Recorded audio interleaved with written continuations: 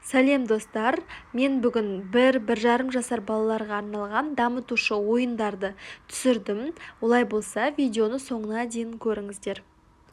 Ең бірінші бізге скотч қажет болады. Ол скотчты осылай жабыстырып аламыз да, одан кейін балаға өзі ойнап жүрген күнделікті ойыншықтарды алып, сол скотчтың үстіне жабыстыртамыз.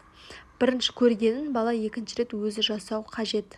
Міне видеодағыдай. Және де әр жасаған сайын балаға өз эмоцияңызды білдіріп, оны мақтап отыруыңыз міндетті түрде керек.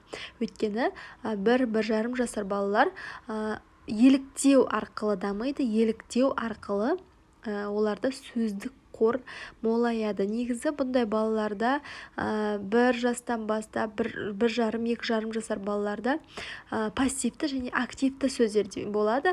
Бұл активті сөздер деген мама, папа, яғни күнделікті қолданатын сөздер.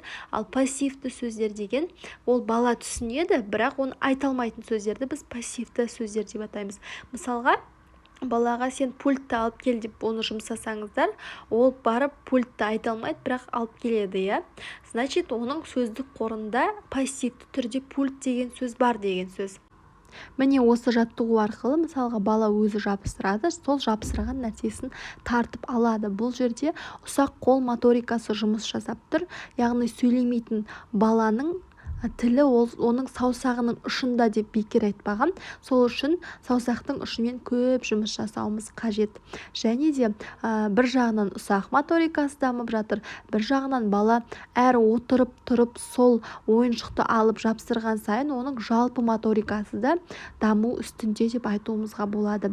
Тағы бір айта кететін нәрсе, бұл ойыншықтарды жабыстырғанда міндетті түрде яркий цветтер бар ғой, қанық түстерді пайдаланған абзалырақ, өйткені бала түске қарап оны ажырата алады.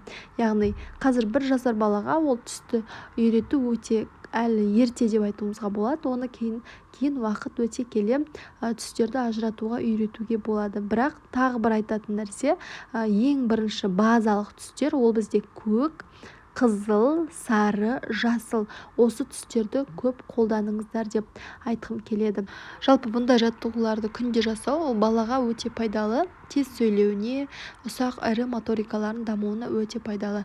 Келесі жаттығу, мен осындай жұмыртқадан тамақтар пісіргенде сыртын алып қоямын да, артынша қызыммен осылай ойнаймыз, әрі жаттығу жасаймыз.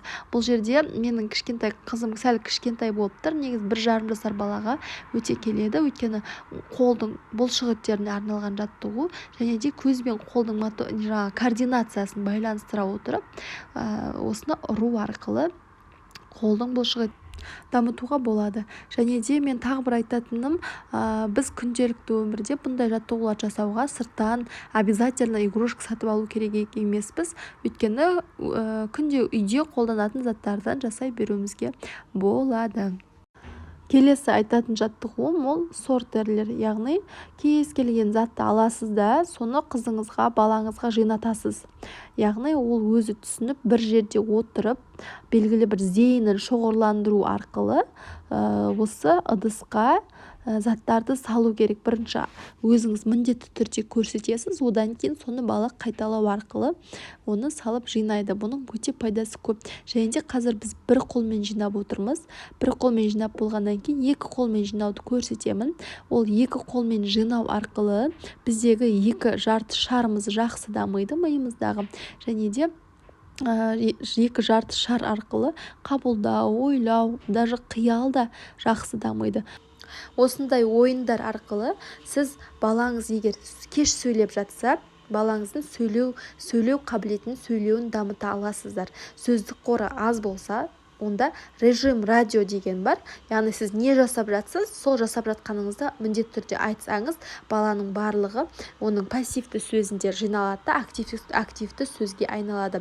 Сол үшін әрбір жаттығуды регулярно, егер балаңыздың сөйлеуі кешеуілдеп жатса, әрбір жаттығуды регулярно күнде жасап отыруымыз қажет. Сонда ғана біз нәтижеге жетеміз.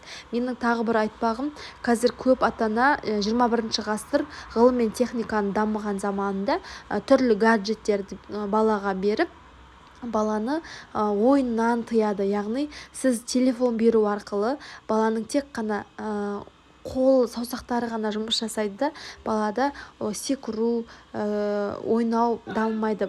Әрбір бала ойын арқылы дамиды және де секіру арқылы дамиды. Сол үшін егер балаңыз сөйлемесе, онда оны қалай секіреді, соны анықтап алыңыз. Өйткені секірмейтін бала ол сөйлей алмайды. Сол үшін біз қазіргі таңда міндетті түрде өз баламыздың болашағына қазірден дұрыстап қарап, осындай жаттығуларды жасауымыз керек. Өйткені қазіргі заман ол техниканың заманы. Сол үшін гаджеттерді күнделікті өмірде көп пайдаланбау қажет. Мынандай келесі жаттығу, осындай орто ковриктерді алып қойсаңыздар болады міндетті түрде. Бұл табанымызда, әрбір адам табанында мыңнан астам нүкте болады. Сол нүктелерге жету арқылы, нүктелерді бала басу арқылы, нүктелерге тию арқылы осындай түрлі ортопедический ковриктер, онда сізде міндетті түрде сіздің балаңызда даму жақсы болады. Сол үшін әрбір үйде болуға тиіс деп ойлаймын осындай ковриктерді. Назар салып соңына дейін қарағандарыңызға көп рахмет. Сіздер де осындай жаттығуды үйде міндетті түрде жасап көріңіздер және де үзбей жасап жүріңіздер.